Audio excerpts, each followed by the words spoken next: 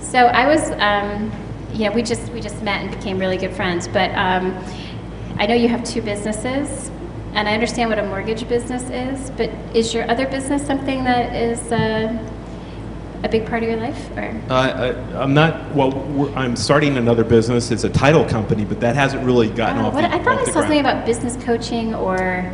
Oh, yeah, I have been doing that, but that's been on a limited scope. Got it. Got it. Okay. Mostly, I'm a mortgage person. I help people buy and refinance their homes.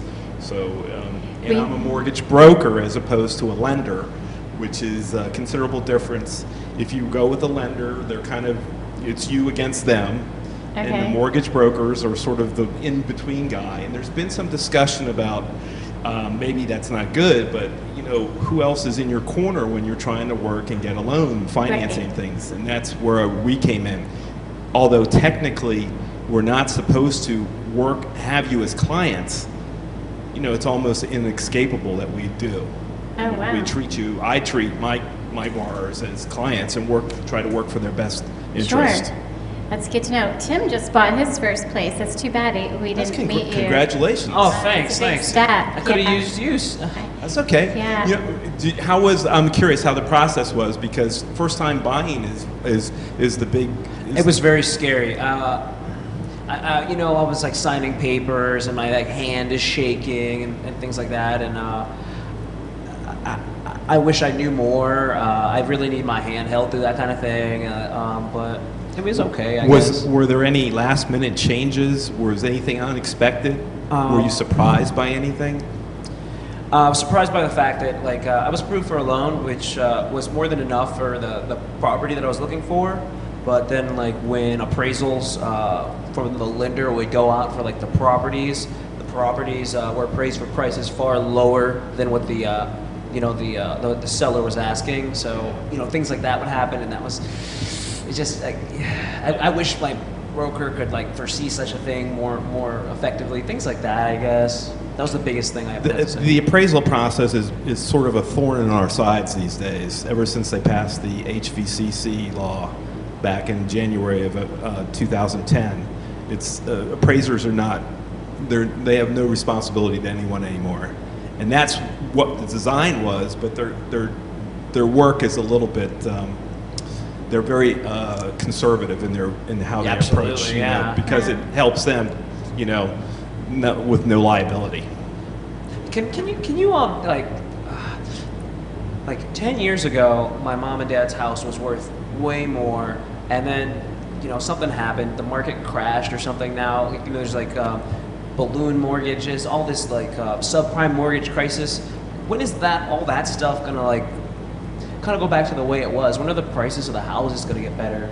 Well, one of the things is the DC metropolitan area, we're very fortunate. We're the only home in the Case-Shiller Index that was up last quarter. Okay. So imagine the rest of the country and what they're experiencing. Northern Virginia in particular has done very well, since the fall. So, we're lucky. Vienna, we are one of the good spots too. And that's Vienna's on fire. It's high demand. Because of Jen right here. Yeah. Oh, yeah. I'm sure I'm upping everyone's property values. Absolutely, the Soundry. Right. So supportive. I know. The community just got so much better when we moved in. So so you're finding that are people getting approved? Because I'm just thinking, big picture wise, I'm hearing. It's so much harder to get approved for a loan these days. You have to have better credit. You have to have more money down. But in the end, the people that provide the loans, that's ultimately how they make money. So if they're not allowing themselves to have as many customers, eventually isn't that going to hurt their business?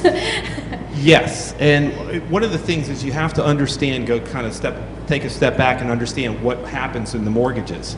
The mortgages are made by the lenders, but then they're sold to Fannie Mae and Freddie Mac, the two biggest purchasers.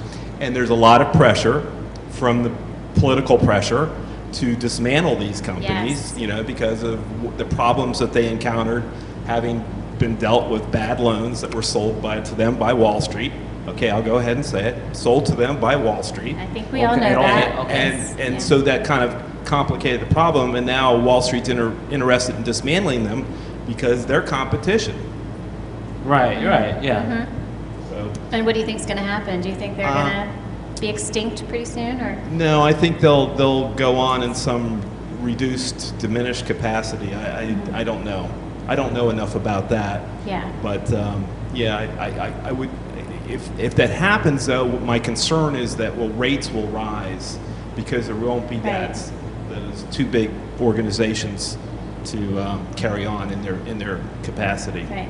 Do you have any advice for somebody who's looking to purchase a home that might not have, a lot in savings, or maybe their credit's not perfect? Is there something they can do to either, improve their situation, or are there options for them? There typically are options. Credit is a huge issue today. Right. Okay. And there are specific steps that you can take to improve your credit score. Mm-hmm. Most of the time, it deals with time. The longer you have a good payment history, the lower your balances are relative to your high credit, the better your credit score will be. And today, people might call up and say, "What's the rate today?" And it's like there is no one rate anymore. It's all based on how much equity you have and what your credit score is. Okay. So it's like, let me ask you a few questions and I can tell you what your rate is. Right. With regards to money, there is the FHA program, which is right now is as little as 3.5% down.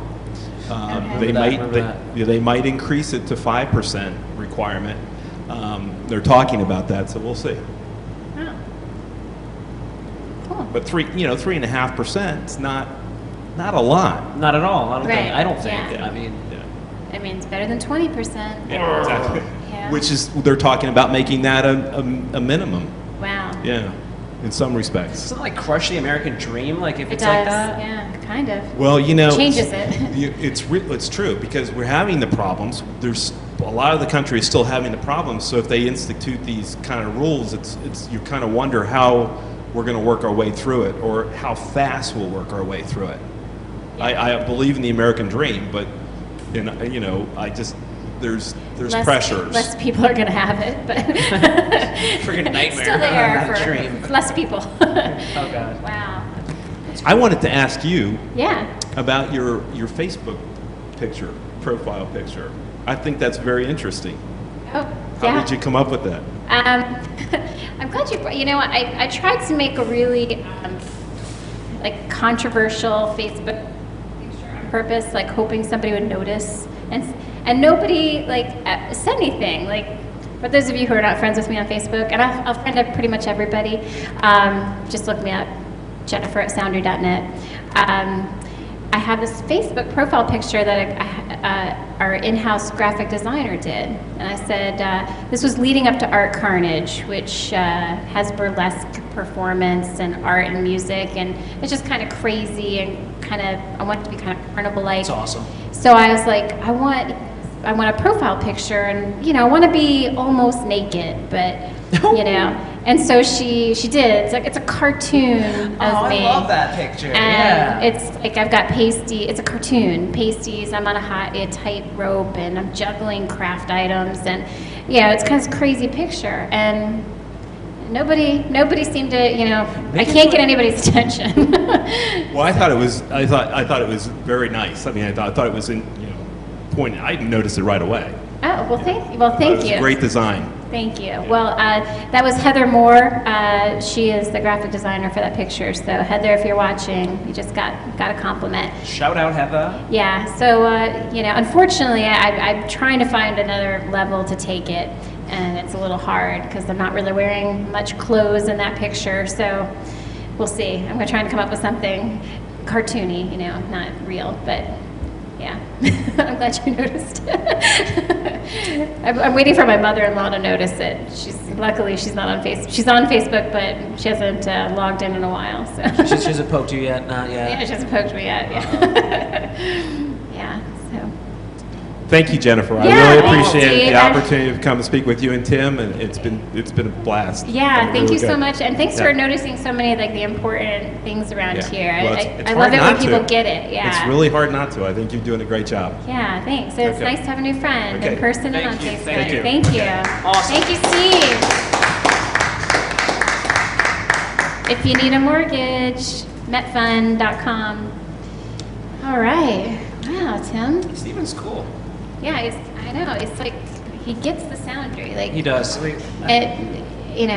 the coolest people get it. I like to know that there's like support out there from people that like I wouldn't Like expect. normal people. Right, yeah. Yeah. You and I'm weird. And I'm we're weird. both weird. Yeah. We're both really weird. So yeah, that doesn't that feel it's validating. in a It's way. really validating. Like he wears like khakis and shirts with collars and like really respectable. Right. Yeah. And then he was talking about how it was in Vienna and like how you did it here, and that's he's right. He's really right about everything.